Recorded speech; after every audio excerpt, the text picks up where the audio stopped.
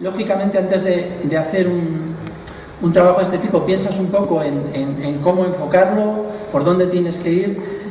Siempre, esto es ya como algo lógico, lo del servicio público nosotros también lo entendemos, aunque cobremos por ello, sabemos que esto va dirigido al visitante y que el promotor está deseando ver en el telediario una cola tremenda que da la vuelta al museo y da otra vez la vuelta y otra vez la vuelta, y realmente pues muchas veces lo que hay que ver es pues dónde hay que hacer hincapié, ¿no? Entonces, bueno, para nosotros el principal objetivo era lograr que también todo ese guión se pudiera plasmar de forma que el visitante lo pudiera entender, ¿vale? Sobre todo hay una cosa que nosotros le damos mucha importancia, perdón que he ido demasiado rápido, y es esta frase del final, ¿no? Nos interesa que el diseño seduzca al visitante, y sobre todo una cuestión que a mí me gusta mucho, que es que el visitante al final se haga muchas preguntas, porque realmente cuando una exposición te gusta, o por lo menos yo en mi caso, yo a veces no me leo ni el 50% de una exposición, soy también bastante vago, pero lo importante es que salga de una exposición con ganas de saber más de ese tema. Entonces, el sentido a veces enciclopédico en una exposición es terriblemente nefasto para obtener resultados, pero lo que es maravilloso es conseguir seducir al visitante con una serie de semillas para que se vaya y, vamos, se conecte a internet y enseguida empiece a buscar, o se compre publicaciones, o que se apunte a talleres, o sea, que realmente salga con esas ganas de saber más de algo, ¿no? Y eso muchas veces se consigue pues con un trabajo a la inversa, o sea, quitando cosas, potenciando, como han hecho ellos, con la parte de comunicación, ¿no? Entonces, bueno, luego por otro lado teníamos evidentemente otros objetivos, aparte del visitante. Fundamental, ser muy sintético, racionalizar, homogeneizar, en fin, no sé qué términos usar para intentar que todo lo que había de ideas y de contenidos fuera bastante coherente, fuera viable a nivel administrativo, porque en realidad este proyecto era bastante difícil de organizar. O sea, la cantidad de contenidos realmente obligaba a hacer un tipo de proyecto que hubiera funcionado quizá en ese espacio de tabacalera inicial, pero aquí era como para hacerlo dos veces, ¿no? Y eso era un poco quizá el principal hándicap, ¿vale? Luego también eso, intentando que se optimizaran todos los esfuerzos y todos los recursos, intentando además que luego funcionaran bien, o sea, que tuvieran un buen ritmo, ¿no? Cosa bastante difícil también a veces en este espacio, ¿vale?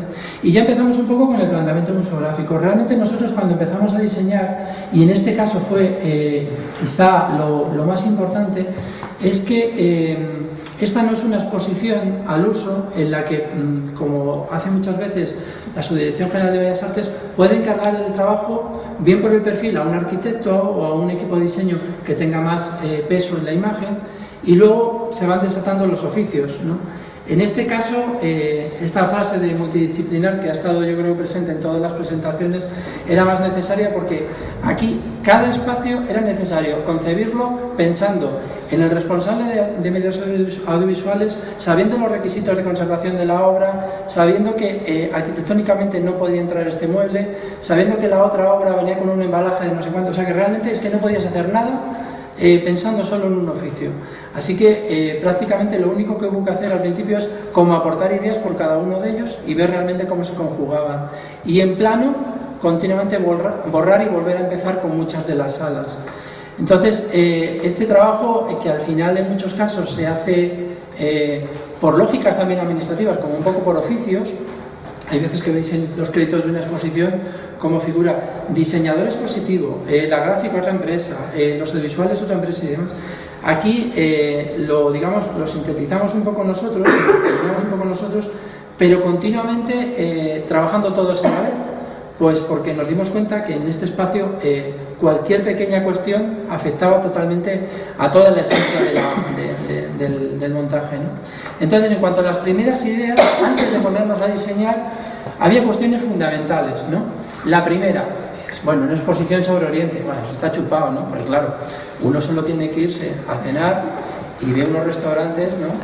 Un trabajo maravilloso. Entonces, claro, aquí ya empezábamos con que cuando uno sale el guión empieza con el sentido de por dónde tiene que trabajar, y nos dimos cuenta de que prácticamente nuestra idea inicial, cuando nos pensamos esto, decíamos, uy, en cada habitación vaya montaje escénico, esto va a ser, vamos, pura escenografía, ¿no? Porque nos imaginamos la habitación con un foco, una pieza, algo todo muy ambiental. Claro, luego cuando vimos el guión entero con todas las piezas era inviable. Entonces, invertimos el proceso de trabajo y nos dimos cuenta de que prácticamente había que trabajar prácticamente con la idea mínima, ¿no? Buscando cuestiones muy sutiles. Entonces realmente nos dedicamos a intentar buscar evocaciones, fórmulas que fueran muy sugerentes pero sin remarcar demasiado los temas. Por tanto, la idea de decoración oriental tradicional, que además estamos ya un poco saturados de ella, me refiero a un restaurante chino, japonés, la semana de China en el Corte Inglés, en fin, es muy fácil ahora mismo como dos elementos enseguida seducir e ir de oriental, ¿no? Entonces tuvimos que trabajar de una forma muy sencilla con las formas, buscando cosas muy sutiles, como por ejemplo esa franja que tiene en toda la estructura, digamos, de la exposición, todo el mobiliario, que recuerda un poco a ese tipo de arquitectura alquitrabada, ¿no? Con una forma de subrayar horizontalmente.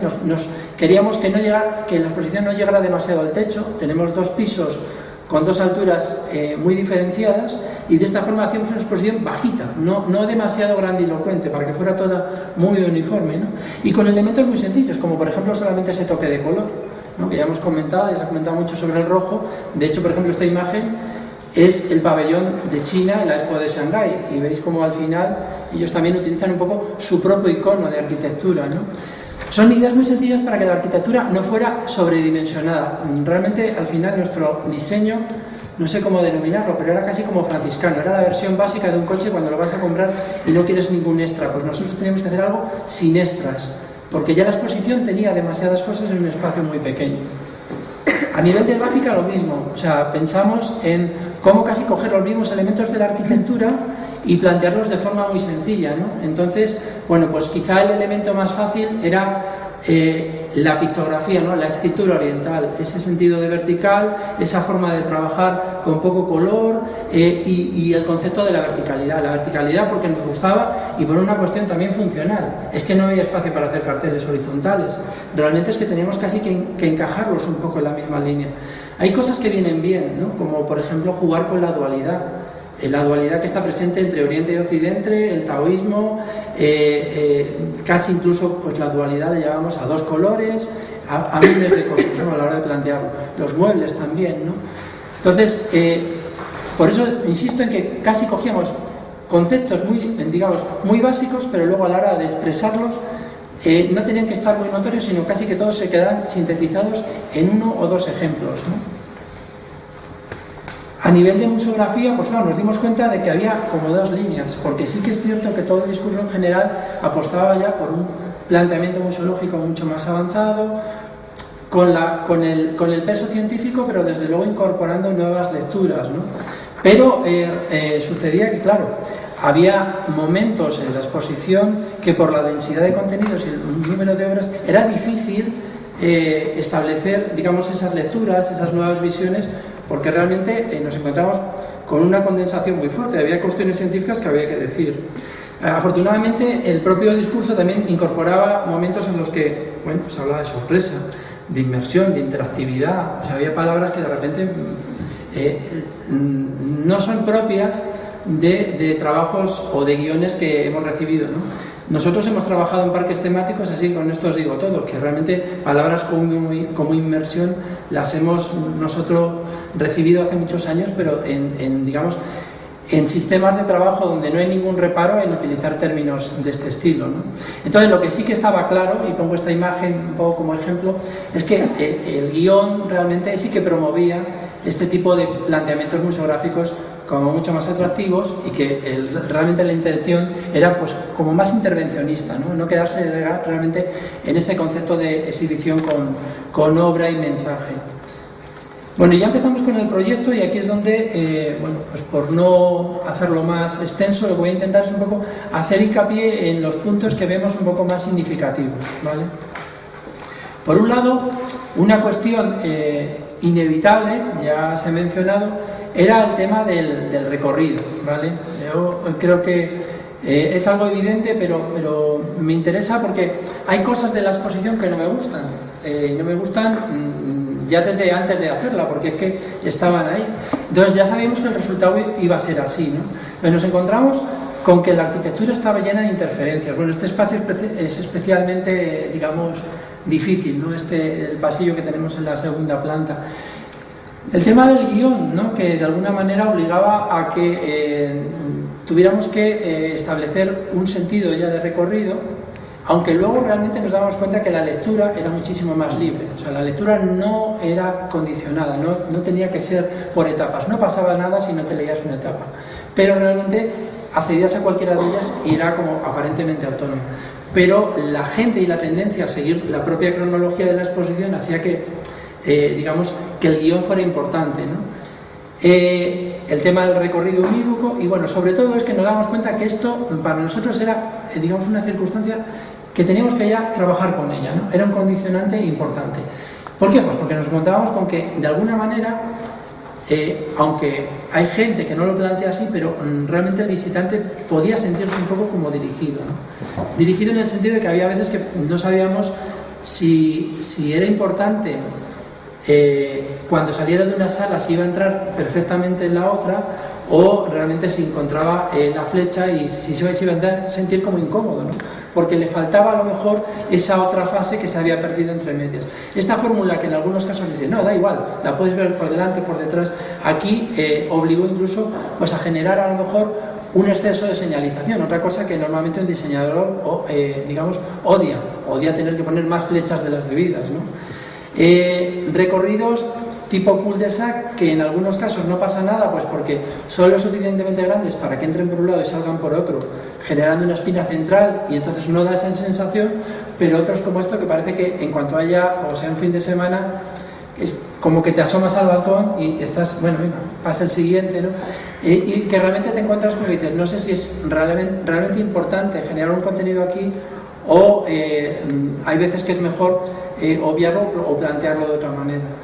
Y otra de las cosas importantes que también parece como más propia de un museo muy grande, ¿no? Que es tener un plano directorio. Todos esos elementos a nosotros nos parecían horribles al empezar a diseñar, ¿no? Entonces tuvimos que plantearnos un poco el tema de decir, bueno, hay que convivir con ello, pero hay que dotar a la exposición de otros planteamientos, ¿no? Sí es importante es que luego nos planteamos realmente un poco el tema de cómo plantear la exposición en plan, ¿no? Y aquí es cuando nos encontramos con que realmente, una vez que habíamos arrojado todo el contenido de la exposición, normalmente viene una fase de ajuste. Pero en este caso, la fase de ajuste fue muy larga porque empezamos a ver cómo en algunos espacios las fórmulas de comunicación funcionaban muy bien y en otros podía haber una sobrecarga de saturación, pues por la forma de exponer, por la forma de plantear. Y esto fue una de las cosas más enriquecedoras porque nos obligó a nosotros mismos también a replantear soluciones que ya teníamos como muy claras, ¿no? Incluso también a plantearles al guión, o sea, al equipo de Fascinados, algunas pequeñas modificaciones a la hora de enfocar un poco el recorrido. Muchas veces eran pequeños detalles formales, pero que visualmente al visitante le suponían un wow, aquí hay un cambio, ¿no? Porque si no hay una especie de saturación. El guión a veces no lo nota, va por escrito, pero luego resulta que en la planta de arriba te encuentras con que frente a la modificación que había de entrar de una sala a otra, arriba había una cierta monotonía, cuando ya realmente llevabas mucho tiempo de recorrido, ¿no? Entonces ahí es cuando empezamos a darnos cuenta, sobre todo en plano, ¿no? Y se fueron haciendo modificaciones, muchas veces, ya digo, que tenían que ver más con aspectos formales a la hora de presentar el proyecto.